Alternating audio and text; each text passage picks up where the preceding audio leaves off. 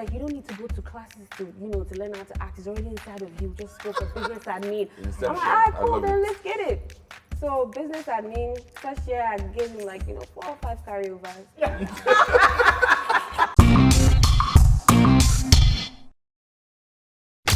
Ladies and gentlemen, welcome back to Inkblot Meet and Greet Season 4, Episode 2, with my co-host, Naz, Zulu, and the very special Bimbo Ademoye, who is not your co-host. Well, she's co-hosting. But this way, she'll realize soon that she's co-hosting. Because we don't know how to host. And then, Bimbo, I have one question to ask you. Wow, straight into it. Wow. Yes, so straight away. It's like, yeah, motherfuckers. I don't have time for these guys. Wow, no banter today. No banter whatsoever. Wow. We're going straight to the point. Wow. Bimbo, Right. how's that horse doing? Mudani dada.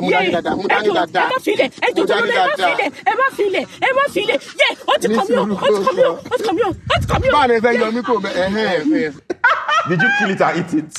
Or did the horse kill you? That's my own thing. I feel...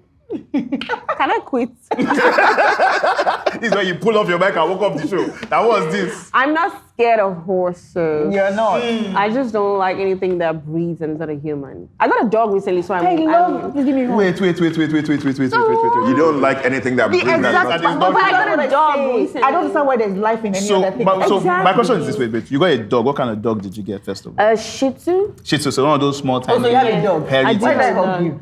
No. So here's the thing. I got the dog because I have this movie coming up where my character is supposed to be an animal owner, like a village girl who owns goats, cows, and everything. Okay. So I need to start learning how to be around animals. You know that kind of thing. Just start with goats first of all. You know that kind. Just have a toy goat in your house. Just go straight to Toy goat. goat. Why you Like a walking? baby. What do they call them? No, What do they call them? Kid. Toy goats Kid, doesn't a matter. kid. I'm just saying, start with goats straight They'll away. shit everywhere, though. Yes, just get a goat. Get used to the smell. Inside the house? Yeah, that smells Get used to nasty. the smell. Get used to all of that. I don't No, think you keep the that's goat it. outside. Just gotta I'm be playing with the confused, goats. So growing No, up, but right? playing up with goats is random. Like, just give them bamboo leaf, and that's all they need. Yes. Wow. You didn't feed goats as a kid? I did not Why? grow I up don't when like you were near animals, goats. guys.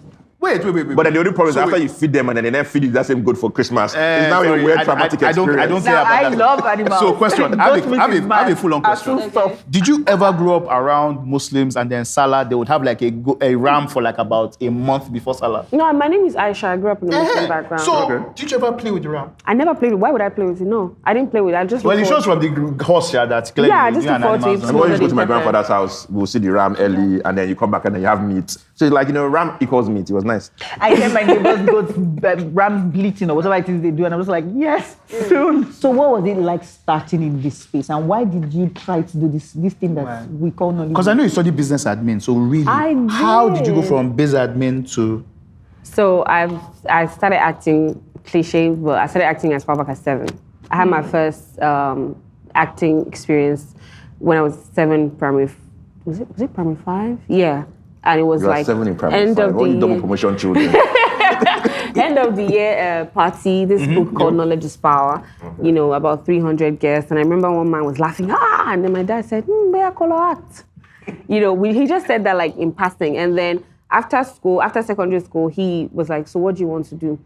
I said, acting. I was like, me now.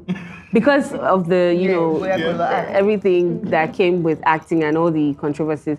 So I was like, but that's what I want to do. I was like, anything you want, I'll support you. So I was going to go for theatre arts in Covenant University, but they didn't have that. And second option was Redeemers. But for some reason, I don't know, maybe his umbilical cord or his placenta was there, but Daddy wanted Covenant University. Okay. So does he go to winners or anything? no, my dad is a Muslim. Oh, okay. He's an allergy. So that's why I said maybe his placenta was there, I don't know, because it was just weird.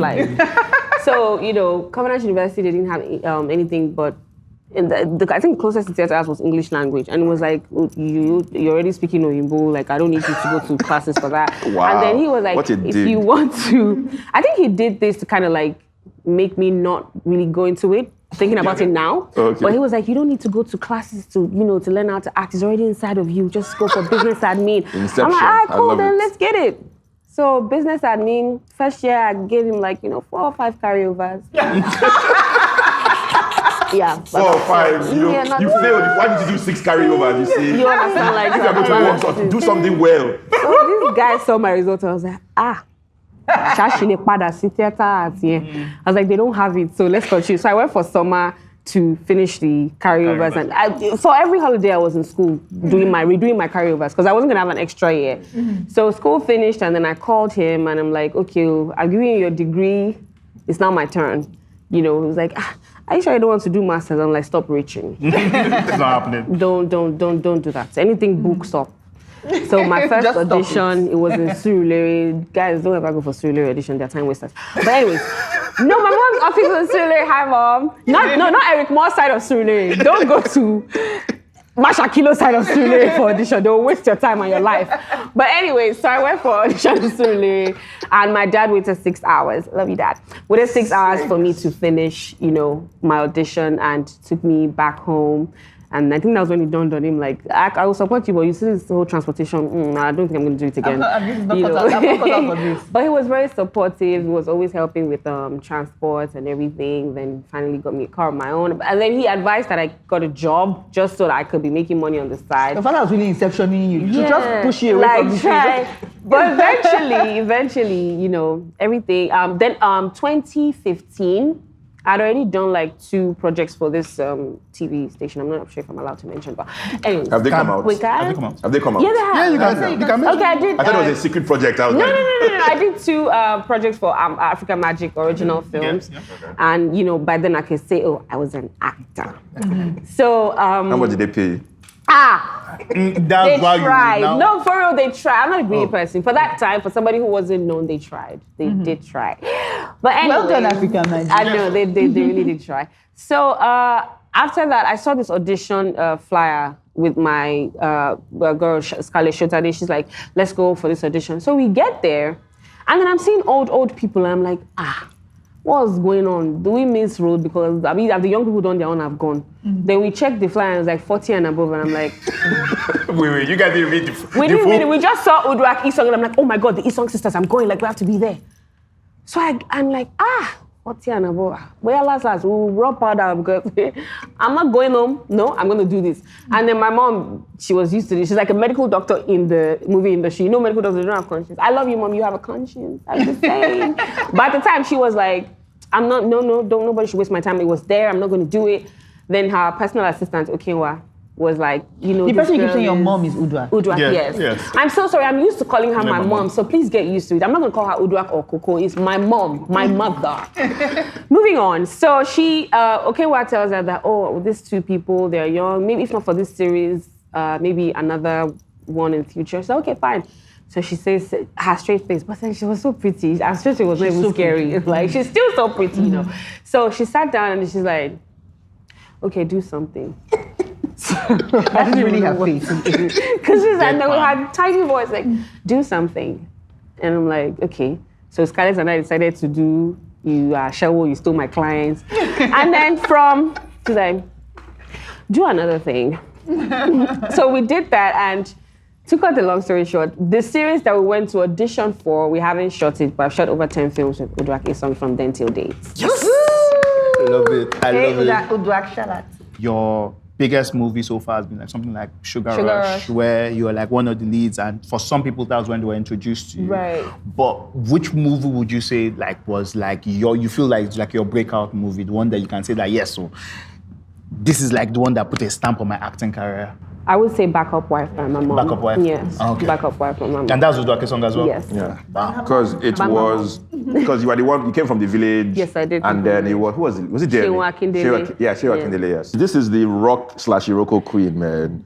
Yes, I mean, So what was that like? She was literally, because I remember when I met with Jason and Mary, and they were like, people, this is before Sugar Rush. Actually, I'll never forget who said it. One of them said that, another one said that's right. That Bimbo Ademoye is the biggest star in Nollywood. Another person said that's right. So I'm trying to, I don't know who I'm attributing. Well, the they're quote husband and to. wife. So Yes. it's fine. And so and then people will know that one day. And then I think Sugar Rush came out How many rock like 3 months How after many that. rock movies have you done?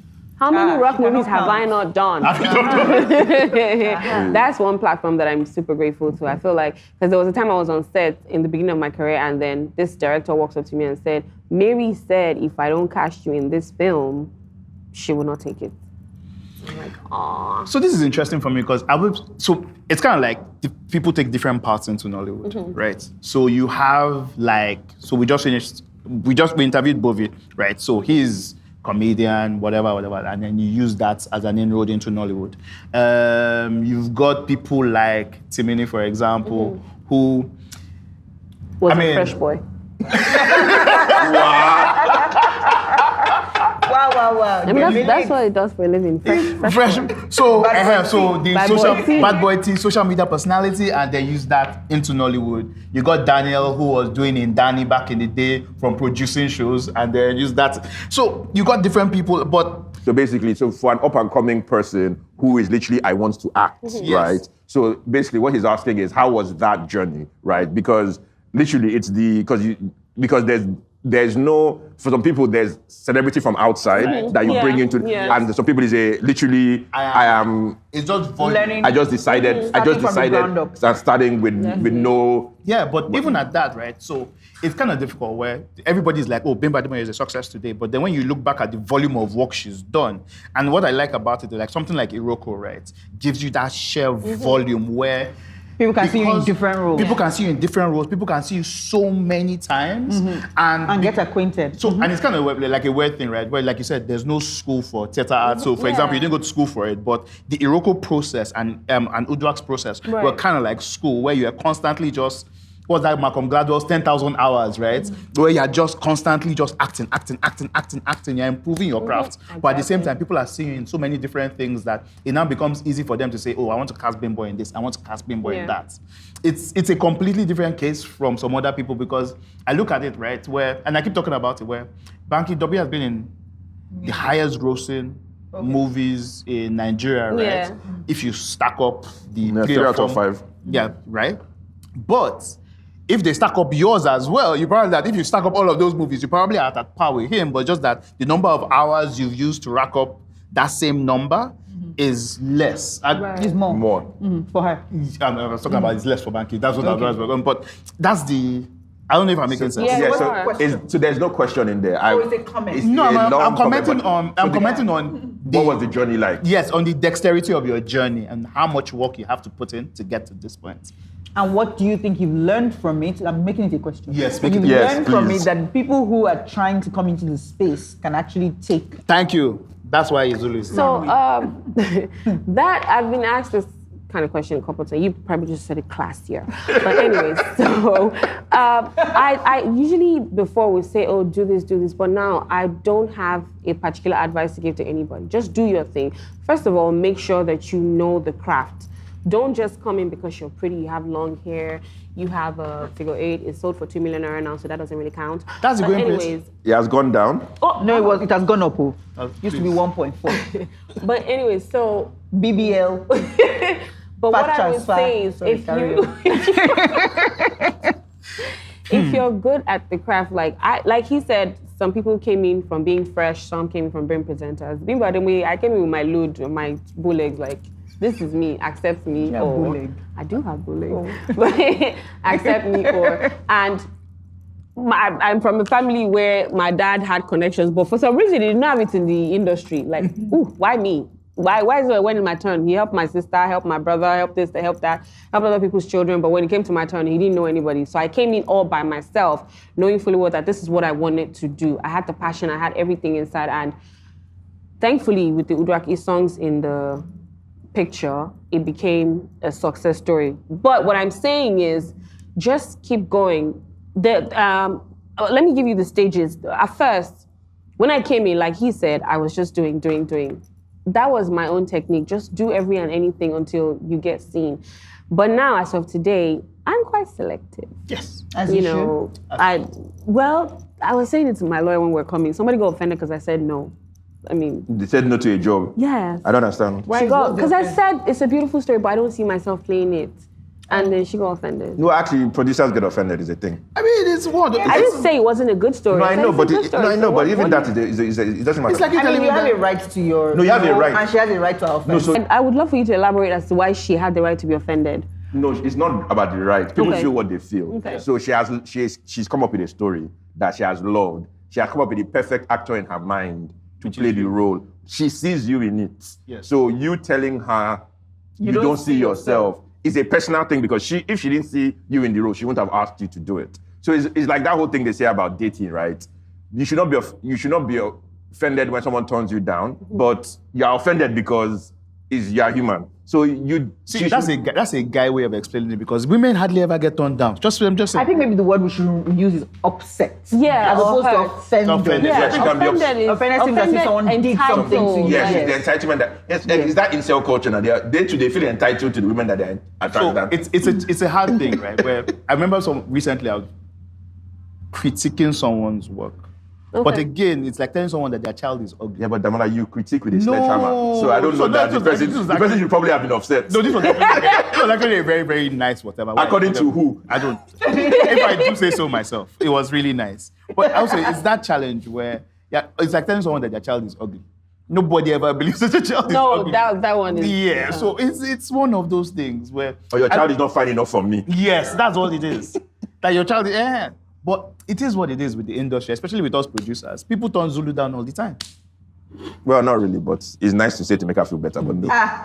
They do. No, it's the money one. You can't reach their money now. No, but then... so people people are... I've forgotten what was turned down last year. Question, please. Give us your craziest time on set since we're discussing Which has The told us code of that arbitration, 10 hours. 12 that wasn't the craziest time on set. 12 hours later, are you joking? Hey, wait, no. I'm saying your craziest incident on set doesn't have to tie to you waiting for time. Okay, I've moved to your game. Yes. I've brought your game back. Craziest incident that has ever happened to you on set. Aside from the horse. Yeah, exactly. I think that would be one time when we were filming and, it was like upstairs. So I was going downstairs and somebody had put a cup of hot water on the rails upstairs. So for some reason, when I got downstairs, it poured on me like from here all the way down. But thankfully, I didn't have any burns. But like the sting and everything, I screamed. So I went into the bathroom and the PM comes and knocks, we're waiting for you.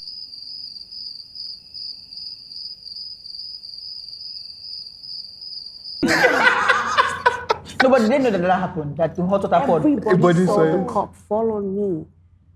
And it was like, we're waiting for you. No, come on. He's alive. Are we sure? He's alive. Maybe he's locked in But it may be brushed, like he may have a few bruises. He may still be in the boot of your car till now. It's fine. I mean, so I opened... So I opened the door. Let's just leave it that he's alive. Tell us, I'm now very, very, very interested. The guy is in that boot right now. He's still in that boot from that time. And I'm like, all the curse words that could come out of my mouth, and it took so much not to put my hands on this man, even though I knew he was going to beat me up. Like, who raised you? What kind of... And then the director comes downstairs and she said, Bimbo, sorry, he's only doing his job.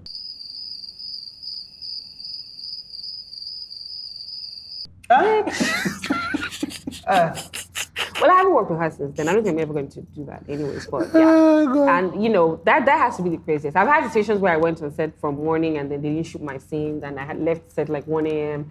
But I think that hot water pouring on me was the crazy. And that's what I keep saying about production managers. I feel like in their head, they're robots. They've been wired to like, just make sure, whatever happens, make sure this production keeps moving. Goal-oriented.